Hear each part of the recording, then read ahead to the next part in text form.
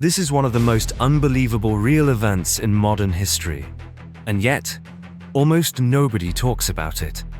It sounds like fiction, but it actually happened. And even today, it remains one of the strangest industrial disasters ever recorded. It happened in 1980 in Louisiana, near a small salt mine operation called Lake Peigneur. At the time, the lake was a calm, shallow body of fresh water, surrounded by forests, small boats, and quiet industrial activity. Beneath it, however, lay something far more complex. A massive underground salt mine, operated by an oil and gas company. On the surface, everything seemed normal that morning.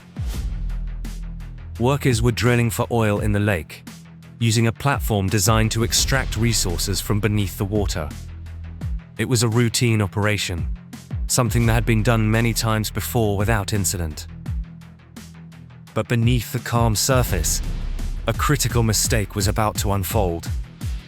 Due to a miscalculation in drilling depth and location, the drill accidentally broke into the massive salt mine below the lake. At first, nothing seemed immediately wrong. But within moments, the ground beneath the drilling rig began to destabilize. Then, suddenly, the impossible happened. Water from the lake began rushing downward into the mine.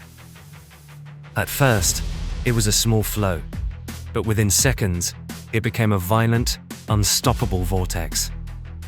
The lake began draining itself directly into the underground tunnels, creating a massive whirlpool at the surface. The drilling platform began to tilt as the ground beneath it collapsed.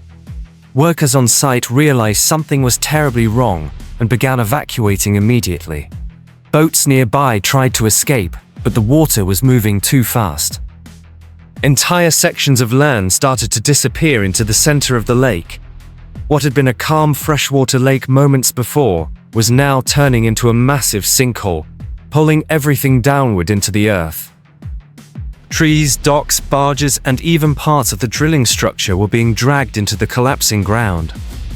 As the salt mine filled with water, something even more shocking happened. The flow reversed direction.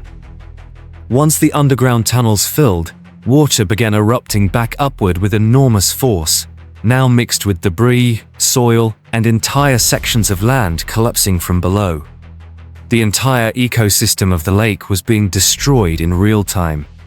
What made the situation even more surreal was the sheer speed of it.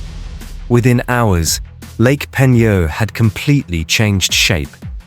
A deep crater had formed where the lake once was, and the water level had permanently altered. By the time the chaos stopped, the lake was no longer the same. The drilling platform had disappeared. Barges were gone.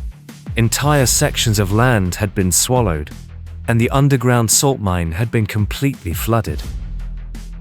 Miraculously, despite the scale of the disaster, no one was killed.